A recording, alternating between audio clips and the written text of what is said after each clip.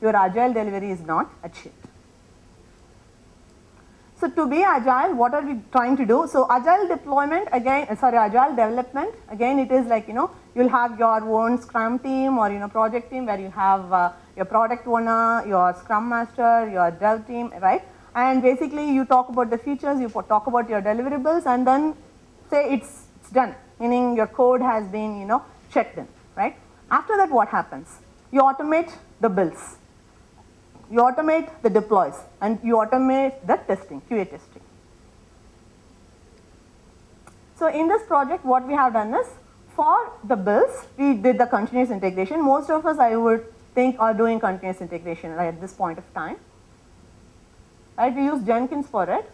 And for the deployment automation, again, the Jenkins basically will kick off the deployment automation tool. So we have Octopus deploy for as a deployment automation for this specific project. And then we did the continuous testing, right? So we have few environments. One is the dev environment, then SIT environment, QA environment, and staging environment, right, before it goes to the production. So in each of the environment, dev, SIT, and QA, the builds get automatically deployed. Just when your check-in happens, right? Once the check-in happens, it will trigger, basically Jenkins is gonna hold our SVN and then start the build. And once the builds are done, it automatically pushes it to the dev environment. And in the dev environment, basically the person is gonna, basically the developer is gonna say, okay, this looks good, it can get into the QA. And then it gets to the SIT environment where all the integration tests will run automatically, right? And once the integration tests passed, the deployment happens automatically in the QA environment. If your integration tests fail, then we have a check there which will not push the build into a QA environment. Rather, it will just send up the email saying the deployment has failed. It is not really the deployment has failed, it is rather about your integration test. But then still we will say the deployment has failed because this code is not ready for production. And yeah. Suppose the business fails, the defects which are going to be captured, are they going to be created automatically or somebody will be creating manually? No, when the build gets failed, right, everyone is going to get a email saying what is the issue with the logs. So it might not need be a feature issue. It can be a compilation issue. Yes. Sure. Priya is a friend of mine. You are Farhana. So I just want to catch up with you. Am I audible? Okay, super. So thanks a lot for giving me this opportunity. So once when I got to know that I'm going to do this presentation today, in terms of when I was preparing for the presentation, the first thought that came to me was, to create a presentation, a slide deck, 20 slides for 30 minutes, starting with some rhetorical question like, how many of you think creativity is important?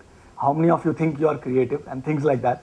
But then I thought that if you are doing a presentation on creativity, and if you start something which is so rhetorical and so done to death with, then it doesn't make sense, right?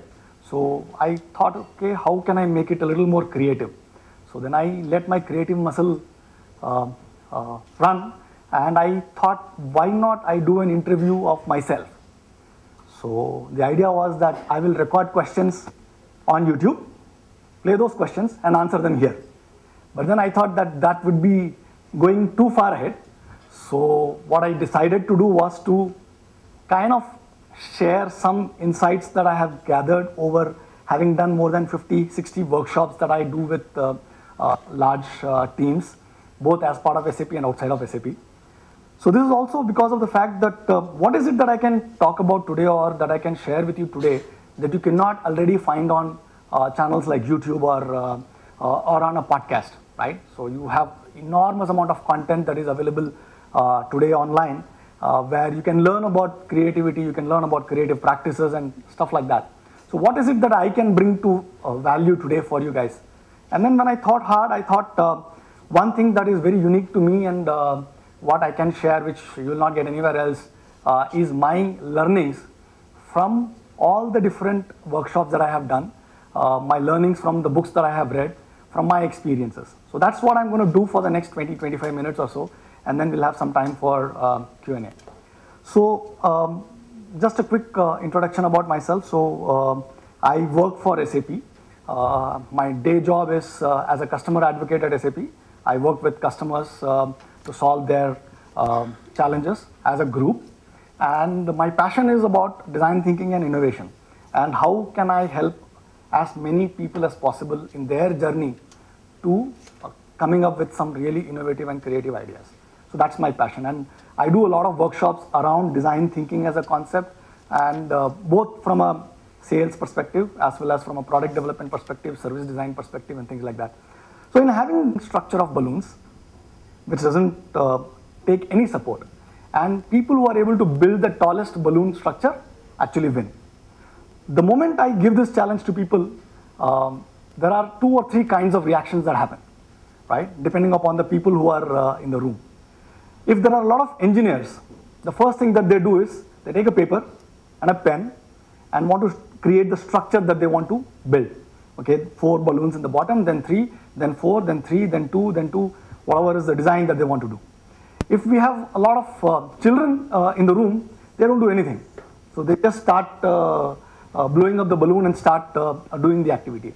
If I have product managers in the room, and if I have a mix of product managers and engineers, what they typically start doing is debating with each other. Okay, is this the best method? Is this the best method? Do we do this process? And things like that. It's a very time specific activity that I do. So I started with giving teams 30 minutes to do. And I saw that if I give 30 minutes, the structure that they are able to come up with is about 4.5 feet tall. Okay. Then I started reducing the time. I reduced it to 15 minutes. And I see that people were able to build slightly taller structures. So from 4.5 feet, they went up to about 5.5 feet, which was a little surprising for me because you're reducing the time, which means that they should be able to build smaller structures, but it's the reverse that is happening. So when I thought about it, and when during the post-activity discussions that we have, what I realized is the moment you introduce constraints, creativity blossoms. So that's the first lesson that I learned. Creativity needs constraints. If you do not have constraints, you'll find that people just struggle to come up with good ideas. This is also corroborated by a lot of things that we have seen in our world. So for example, the famous speech that John F. Kennedy gave, which is to put a man on moon and bring him back alive in 10 years. So number one, it was very clear, and there were a lot of constraints because there was no technology on that day that was available to be able to do this. And people were able to do this only because there was a very clear constraint that it has to be in 10 years, and a man has to go to moon, land, and come back alive. So constraints. The same with the Tata Nano closer home. So Ratan Tata very clearly said, I want to build a car that I will sell at 1 lakh, right? So that's a constraint. At that point in time, there was no way that any company could have produced a car at that price point. Similarly, in all the exercises that I do, the more constraints that I put in, the better creative results that I see. So that's the first thing that I would like to talk about. So the constraints can be in many different ways. It can be about time, it can be about the kind of money that you can spend, it can be the number of people that you have. So my suggestion is if you don't have constraints, try to create some. And you'll find that you get a lot more creative when it comes to trying to solve those challenges. So the same exercise also tells me a very interesting learning. So once I do this exercise, then we go on and do a lot of other activities. And at some point in time, I come to a situation where people need to do prototype, right, of the ideas that they have generated. And I have seen there are multiple ways that you can prototype. So you can just create a chart, you can create a storyboard, you can create a physical prototype, you can do an acting which actually shows how the entire prototype is going to look and feel like. And I have seen that the more people who actually use their entire body in building these prototypes are actually the ones who are more open and more creative. So which means, at least the learning that I get from there is that you need to start thinking with your body as well. So as humans evolved, okay, so one of the reasons why the human brain is so complex and grew when compared to other animals is also the fact, because of the fact that humans were able to do a lot of things with their hands. And this usage of hands had a significant impact on how our brains developed. So we still carry that gene and that ability in our brains today. So if you really want to get more creative, I have seen that if you start putting in your body, you start thinking with your hands, you'll find that you're a lot more creative.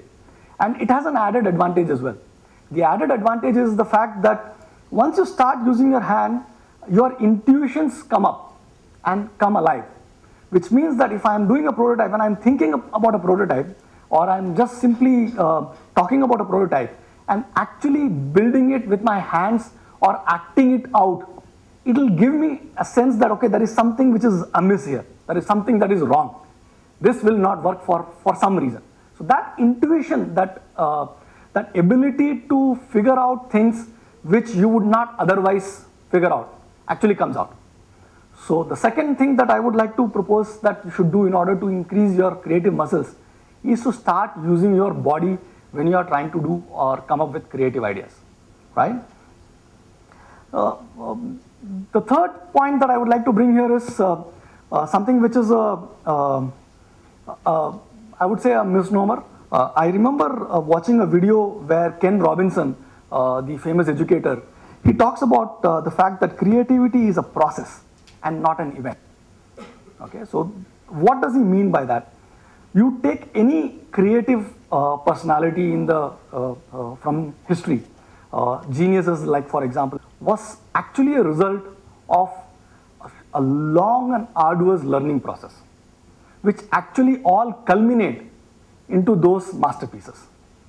So that very clearly also means, and that has also been my experience, the fact that if you just want to sit and, okay, I want to come up with ideas, it doesn't work.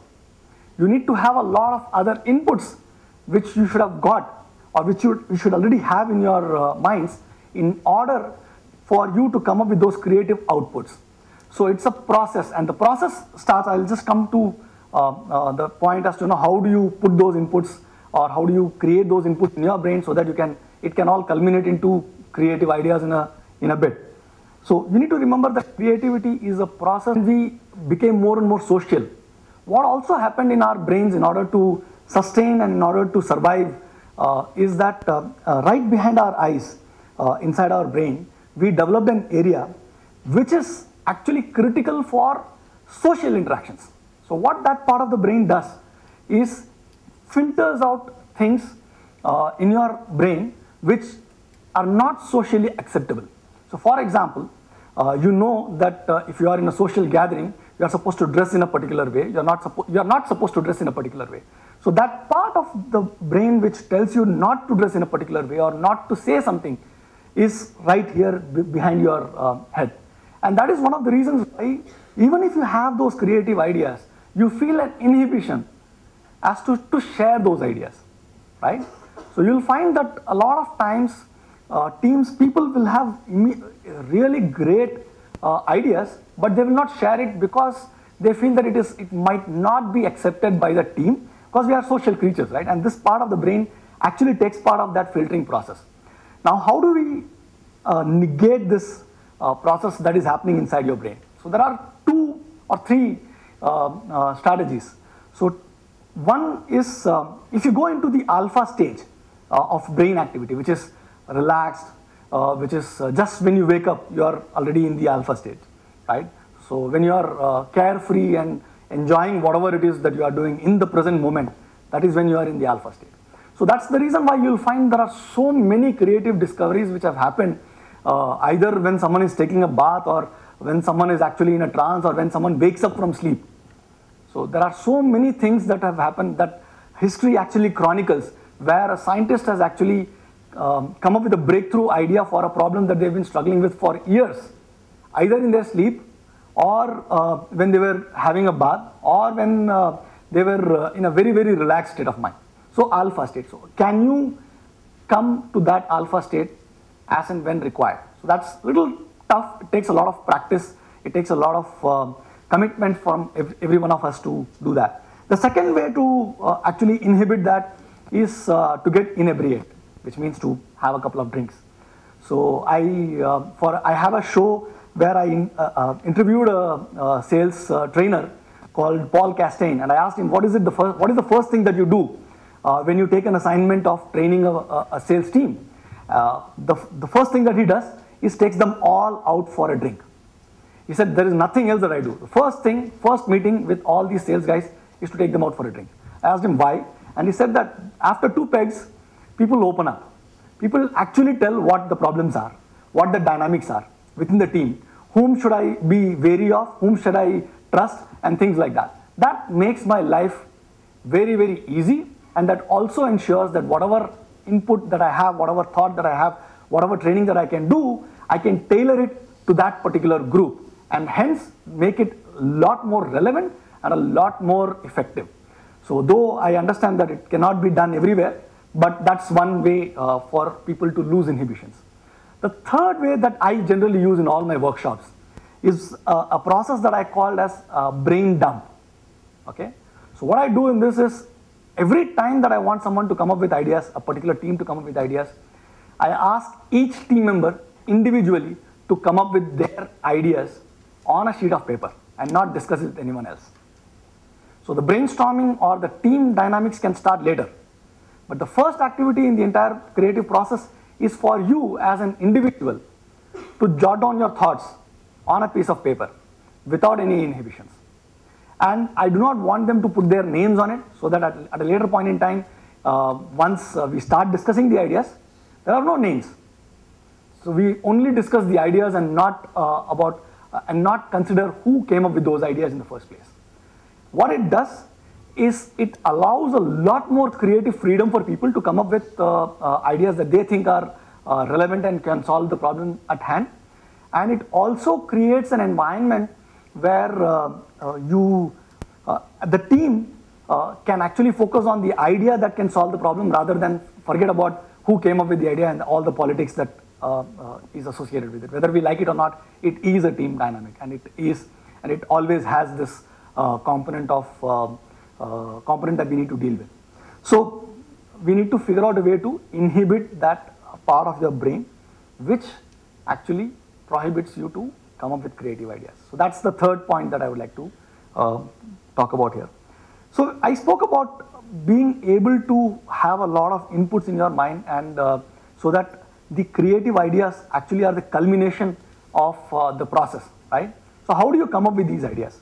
So I was having a chat with one of my friends in the US, and we were talking about the higher education crisis in the US.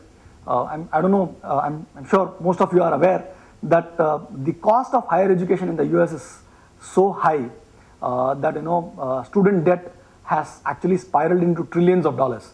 And there are students who actually work to actually pay just the debt and not actually make any money for themselves for a long period of time in their careers.